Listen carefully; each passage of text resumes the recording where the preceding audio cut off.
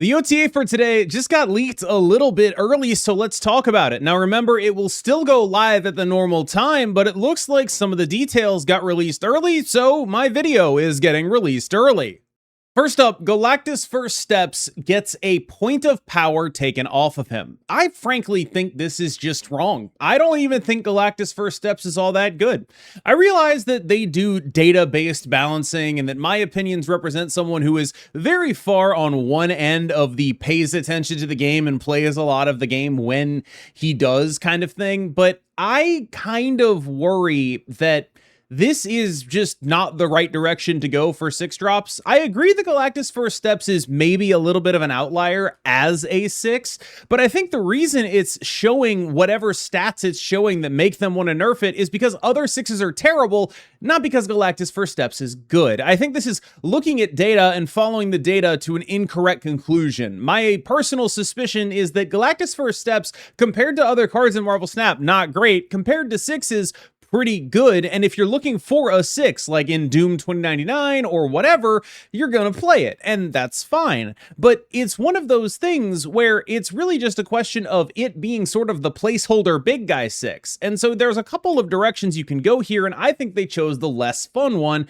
which is dragging this down, rather than the more fun one, which would be like buffing Hulkling or buffing Magneto or making other 6s stronger.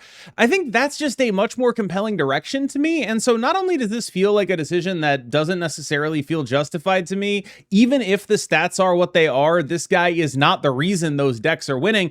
They need a big 6, and he's the only guy who even qualifies as a reasonably large 6. So if you just want to say nobody gets to play a big 6, sure, yeah, you can nerf this, right? But he's very much just a card that is filling a role, where other cards that are exciting could also be filling that role if they got a little help, but he looks like an outlier in the data because there's not really anything else that got the buffs that are needed. Who's the best big guy 6 in the game right now? Hulk is a 614. That's bigger than all these guys. And it's just like, is that really what you want? Do you want to nerf all of your 6-drops to the level of Hulk? That's kind of what it feels like.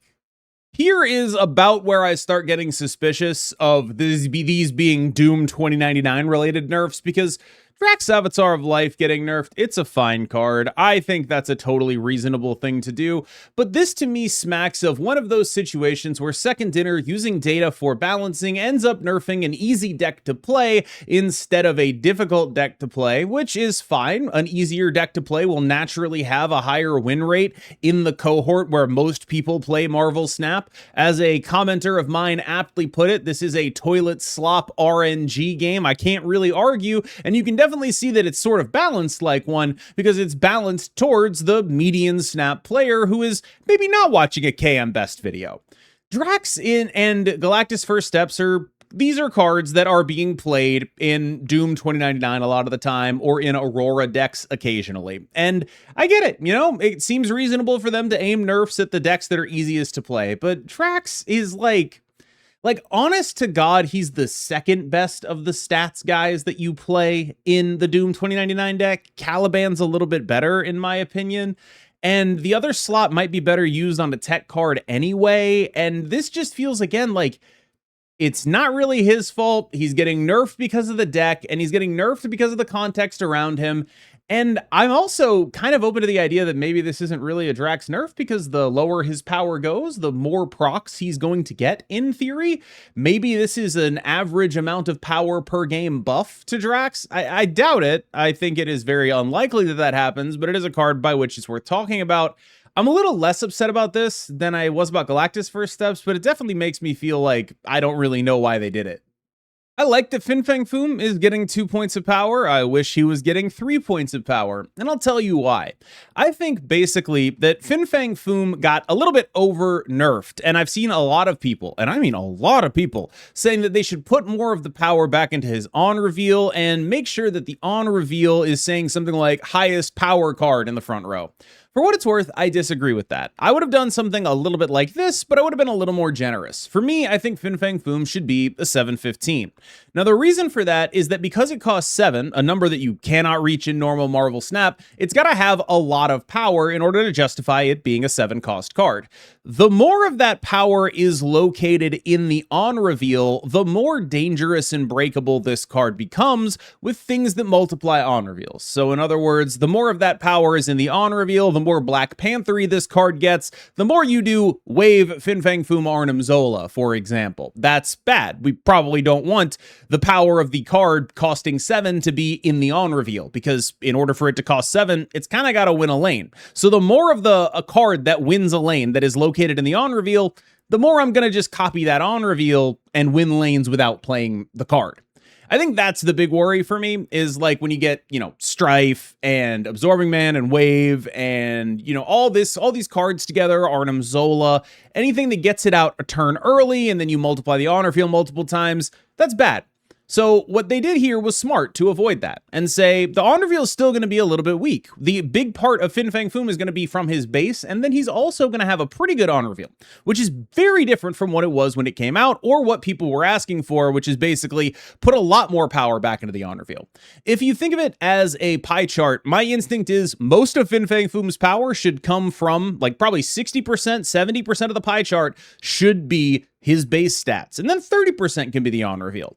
And I think the more you increase the on reveal's power, which again, they didn't do, but a lot of people were asking for, so it's why I'm talking about it, the riskier the card becomes without necessarily actually becoming all that much stronger on its own. It makes it stronger to duplicate, but it doesn't make the card itself stronger. And I think that's super annoying. So to me, I think they probably wanted to give this guy maybe a little bit more power. I would have gone 715, but maybe that's just not a realistic thing. I know cards rarely get 3 points of power in an OTA, but also cards rarely cost 7, so I don't think it's that insane.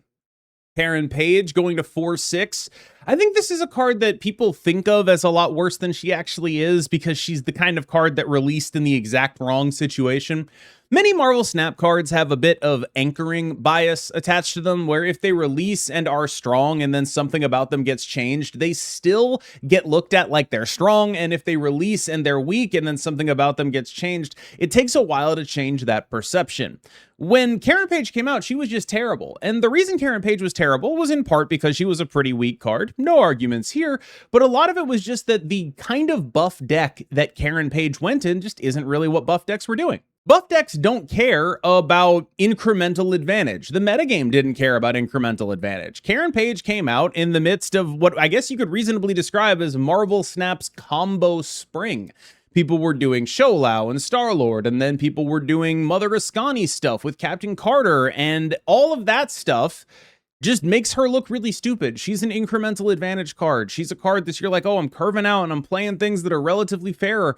We haven't had one of those metagames except right now. We are in a metagame that's a lot more conducive to a Karen Page than we previously were. Now, don't get me wrong, I still think a 412 is pretty minimal, and we're probably not going to get a lot of use out of this card. But I just wanted to point out that I think people are way more down on this card than they actually should be. A 412 is not bad right now. When we're in combo metas, a 412 is totally unplayable, but we're still kind of in a mid-rangey one right now. I see people play Quicksilver and Domino. It's really not that bad. So what are we actually going to be doing with this card? I would imagine still probably nothing. But I did want to point out that like people treat this card like she's a 1 out of 10. Even before the buff, probably more of a 2 or 3. I would imagine she's still not making the cut in things, but definitely not like the worst card in the game. People definitely act like she is. Tombstone getting a buff to 2-4. I'm of two minds here. On the one hand, it's a little bit weird because Tombstone's already probably one of the better cards. This is another one of those things where I think the more I think about the results we get out of OTAs, the more I think they're just using numbers to balance the game, which again, very valid thing to do. Tombstone comes out, probably has bad stats. They're like, we should buff Tombstone. I believe you. But I don't think Tombstone's bad stats are a result of Tombstone. I think Tombstone probably has bad stats because he's going in bad decks. People are putting him in Classic Destroy, right? That's what he's meant to be doing. People are putting in Dormammu decks and Muse decks. These are not decks that are going to make you good. These are not decks that are going to give you good win rates. So if you go look at Tombstone's win rate and it's like 46%, yeah, okay, but like what about the win rate of every other card in every deck he's played in? He's probably one of the better ones. That's why it's a little bit weird. I don't think this is wrong per se either, because it's like, okay, Tombstone, we just made this card in a game mode. It is objectively still performing pretty badly. Let's give it an extra point of power. Maybe that'll help the destroy decks, the decks that it's in. I think there's like something to be said for that, but it's also like, can we just like help the destroy decks? Like, please, dude. Like the destroy and discard, and even to some degree like Heimdall move, these are archetypes that are like the beginner decks that it's really cool, I think, that are able to like maintain relevance throughout the entirety of Marvel Snap. I think that's just like kind of genuinely an awesome thing, and I really would like to see a little bit more concerted effort being aimed at things like Venom and Carnage and helping those cards out. I think the last time I did a OTA, my version of a destroy buff was Venom to 3/5, and then I reworked X23. And I think that sort of demonstrates how far apart I am from them on this, because they're doing 1 point of power to Tombstone, and I'm like, we rework a card that we're playing and give it like 6 extra points over the course of a game and also make Venom a 3/5. I think Destroy needs a lot more help than this. I feel the same way about this. Like Apocalypse, I understand that since Apocalypse is a Series 1, Series 2 card, it's difficult to buff it. But for me, it's like, okay, well then don't buff Apocalypse, right? Like go buff a card that you actually feel comfortable buffing. Because Apocalypse going to 6/9, I do not care about. I don't. Apocalypse should be a 6/10. Apocalypse should be a 6/12. Apocalypse can do anything. When this game came out, Hulk had, if I'm not mistaken, 10 power, and Apocalypse had 8. Now Hulk has 14, Apocalypse still has 8. 9 now. Woo.